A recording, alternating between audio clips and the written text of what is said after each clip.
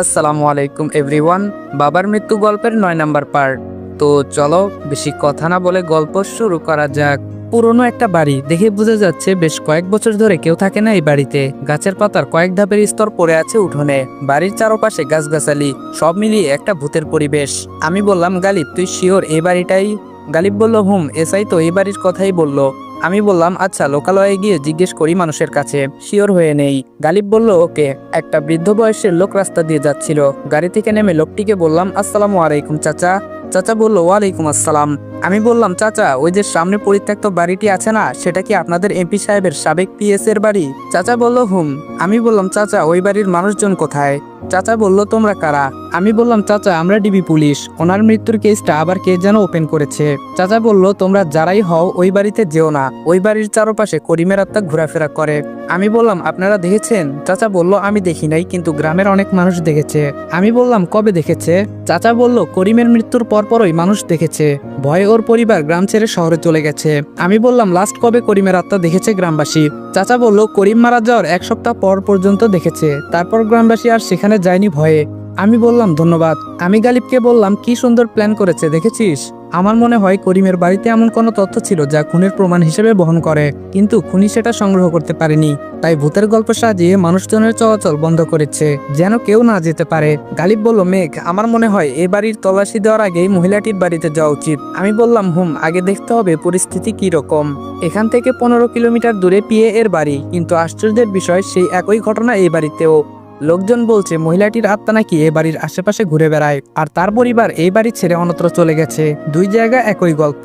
আমি বললাম, গালিব চল দরজা ভেঙে ভেতরে প্রবেশ করি। গালিব বলল, তাই করতে হবে। একটা ইট দিয়ে তালা ভেঙে ফেললাম। ভিতরটা বেশ অন্ধকার, চামচিকায় ভরপুর পুরো ঘরটা এল সাইজের সিস্টেম।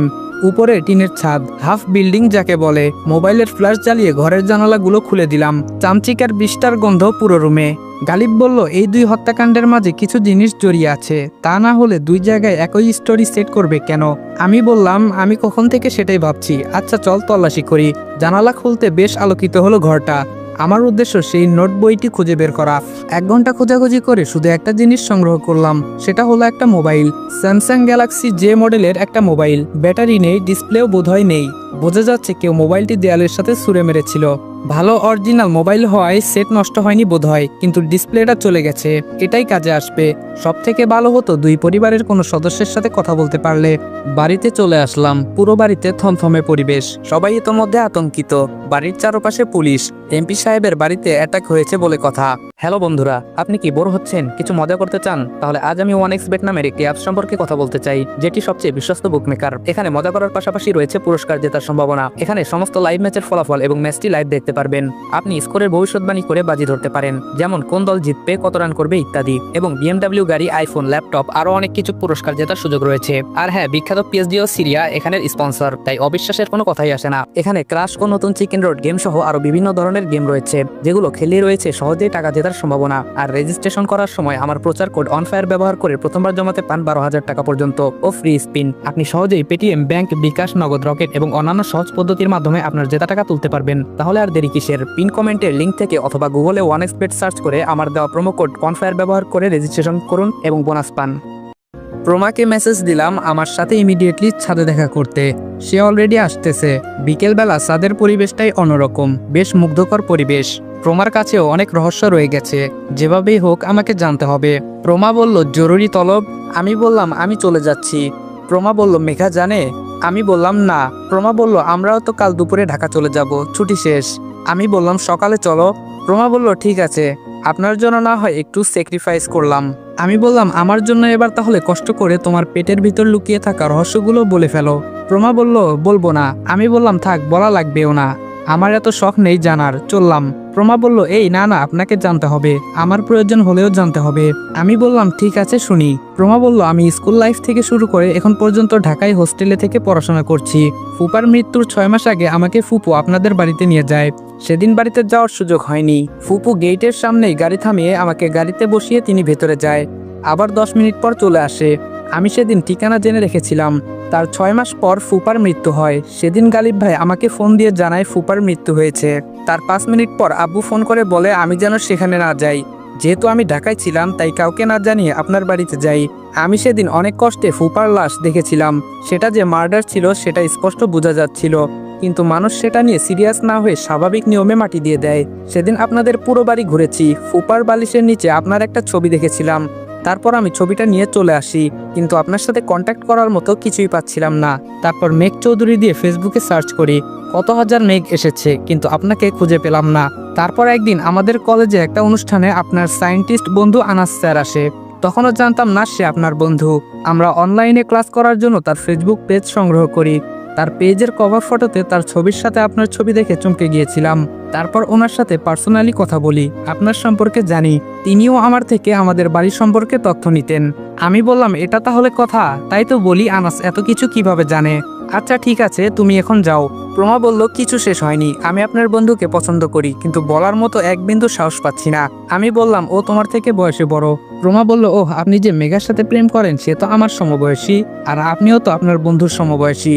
আমি বললাম, দেখো আমার বেলায় আলাদা। প্রমা বলল, এখন নিজের বেলায় আলাদা, আপনি হেল্প করবেন কিনা বলেন, না হয় আমি ফুপিকে বলে দিব। আমি বললাম, এই না না, আমি করব। প্রমা বলল, মনে থাকে যেন। আমি বললাম, ওকে। প্রমা চলে গেল। আমি বড় করে একটা দীর্ঘ নিঃশ্বাস ছাড়লাম। মিরাক্কেল বশত কত কিছু হতে পারে। প্রমার কাহিনী তো আরো অদ্ভুত, কিন্তু চিন্তার বিষয় হলো আম্মু আব্বুর মৃত্যুর 6 মাস আগেও একবার গিয়েছিল আমাদের বাড়িতে। কেন গিয়েছিল সেটা জানতে পারলেই হলো। আগে ঢাকায় যাই, তাহলে কিছু হলেও জানতে পারবো।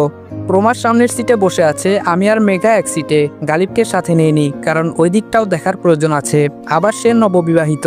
তরিকের সময় দিক, তন্ময়কে দিয়ে এসেছি অভিনয় করতে। মেঘা বলল, পরশু থেকে এক্সাম শুরু হবে, 1 মাস পর্যন্ত চলবে।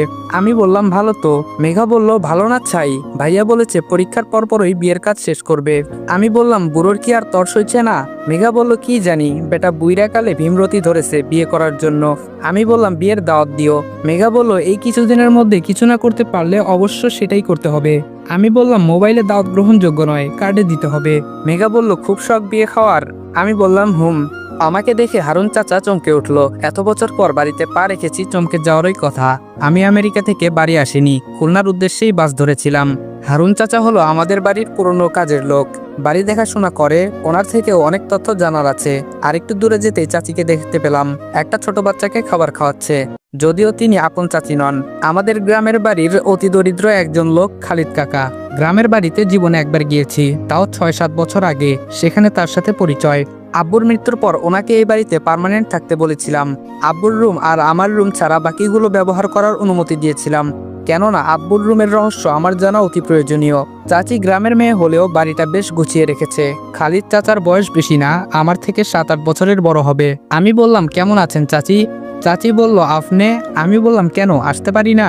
চাচি বলল, কি যে কন, কেমন আছেন? আমি বললাম, ভালো। খালিদ চাচা কই? চাচি বলল, বাগানে পানি দেয় মনে হয়। আমি বললাম, আমার রুমটা একটু গুছিয়ে দেন কষ্ট করে। আমি বসলাম এখানে। অনেকদিন পর বাড়িতে পা রেখে মনটা একটু অন্যরকম হয়ে গেল। শৈশবের স্মৃতিগুলো মনের মাঝে হানা দিচ্ছে। মনে হচ্ছে সেদিনের ঘটনা, কিন্তু এক যুগেরও কত বেশি সময় কেটে গেছে। মনে হচ্ছে বাবা আমার পাশের সোফায় বসে আমার দিকে তাকিয়ে আছে চাতক পাখির মতো। আমার মুখ থেকে যদি একটু মায়াবী কণ্ঠে আব্বু ডাকটা শুনে। কিন্তু আমি সেদিন কত কঠিন ছিলাম, শান্ত গলায় বাবার সাথে কথা বলিনি। আজকে হারিয়ে যাওয়ার পর মনে হচ্ছে কত বড় ভুল করেছি আমি। বাবা আমার খারাপ কোনোদিন চায়নি, আমার ভালোই চেয়েছিল। খালিদ চাচাও ইতোমধ্যে খবর পেয়েছে আমি এসেছি, এসেই তো আমাকে জড়িয়ে ধরলো। কেমন আছো? আমি বললাম, জি চাচা ভালো, আপনি কেমন আছেন? চাচা বলল, আলহামদুলিল্লাহ ভালো। কখন আসলি? আমাগরে কইলি না এয়ারপোর্টে যাইতাম। আমি বললাম, আমি দেশে এসেছি অনেক আগেই। চাচা বলল, বাপের বাড়িতে আইতে মন চায় না? আমি বললাম, বাবা নেই, আসলে আরো কষ্ট হবে। তবে প্রথম দিনই আসতাম, একটু কাজে আটকে গিয়েছিলাম। চাচা বলল, আচ্ছা তুই ফ্রেশ হইয়া নে, আমি বাজার কইরা নিয়ে আসি। আমি বললাম, টাকা নিয়ে যান। চাচা বলল, টাকা আমার কাছে আছে। আমি বললাম, এদিকে আসেন, আমার কিছু প্রয়োজনীয় জিনিস লাগবে, নিয়ে আসতে হবে। বাবার রুমের দরজার লক খুলে ভেতরে প্রবেশ করলাম, লাইটের সুইচটা অন করলাম। সবকিছু আগের মতোই আছে। মনে হচ্ছে বাবা এখনো বিছানায় শুয়ে আছে। চোখের কোণে একটু একটু পানি জমতে শুরু করলো। ধপাস করে গিয়ে বিছানায় বসে পড়লাম। শুধু শুধু সারাটা জীবন বাবাকে অবহেলা করেছি। বাবা বেঁচে থাকতে আমার সত্যিটা জানার উচিত ছিল। সবকিছুই শেষ হয়ে যাওয়ার পর আমার টনক নড়ে। রুমের দক্ষিণ দিকে অনেক বড় একটা বইয়ের লাইব্রেরি। বাবা বিশ্ববিদ্যালয়ের প্রফেসর ছিলেন, তাই বই বাবার খুব প্রিয় ছিল। খালিদ চাচাও রুমে আসলো। চাচা, আপনারা আসার পর আর কেউ বাবার রুমে ঢুকেছিল? চাচা বলল, হুম। আমি বললাম কে? চাচা বলল আনাস না কি যেন নাম, কইছিল সে নাকি তোর থেকে পারমিশন নিয়ে আইছে। আমি বললাম কিছু নিয়ে গেছে কি? চাচা বলল লাইব্রেরি থেকে কিছু বই নিয়ে গেছে। আমি বললাম ঠিক আছে। রাত 8টা বাজে, আমি আর আনাস বসে আছি ওর বাড়ির ছাদে। ঢাকায় আসার পর থেকে আরও মোড অফ হয়ে আছে। আনাস বলল যা হওয়ার হয়েছে, এখন সামনে কি হবে ভাব। আমি বললাম আর কি ভাববো, এখনো বাবার মৃত্যুর রহস্যটা জানতে পারলাম না। আনাস বলল ভাঙ্গা মোবাইলটা কোথায়? আমি বললাম সাথেই আছে। আনাস বলল আমার পরিচিত একজন দক্ষ মেকানিক আছে, সে ঠিক করতে পারবে। আমি বললাম ডিসপ্লে কোথায় পাবো? আনাস বলল কাল স্যামসাং মোবাইলের শোরুমে যাব। আমি বললাম ঠিক আছে। আচ্ছা তুই বাবার লাইব্রেরি থেকে কি নিয়েছিলি? আনাস বলল তোর বাবার লেখা কিছু বই। আমি শুনেছিলাম উনি লাস্ট কিছু বছর গল্প উপন্যাস লিখে কাটিয়েছেন। আমি বললাম কি পেলি সেখানে? আনাস বলল সবগুলো বই পড়েছি, কিন্তু কোনোটার মাঝে তার বাস্তবের সাথে মিল পাইনি। তবে একটা পাণ্ডুলিপি সংগ্রহ করেছি, তিনি সেটা বই বের করতে সাহস পায়নি, আর সেটাতে ওনার ব্যক্তি জীবন লিখেছেন। যেভাবে লিখেছেন সেভাবেই ফেলে রেখেছিলেন লাইব্রেরির এক কোনায়। তবে এটা তিনি দীর্ঘদিন যাবৎ লিখেছিলেন। 10 দিন হলো পড়ে শেষ করলাম। আমি বললাম আচ্ছা তুই এগুলো আমার অজানা রেখেছিস কেন? আনাস বলল তোর মতো মাথা গরম করে কাজ করলে জীবনে কিছুই করতে পারতাম না, তোকে বললেই সব উলটপালট করে ফেলতি সেই কবেই। আমি বললাম আচ্ছা আব্বু আম্মুর ডিভোর্সের কারণটা উল্লেখ করেছিল? আনাস বলল তবে সব থেকে আশ্চর্যের বিষয় হলো তোর আম্মু আবার তোর আব্বুর জীবনে আসতে চেয়েছিল।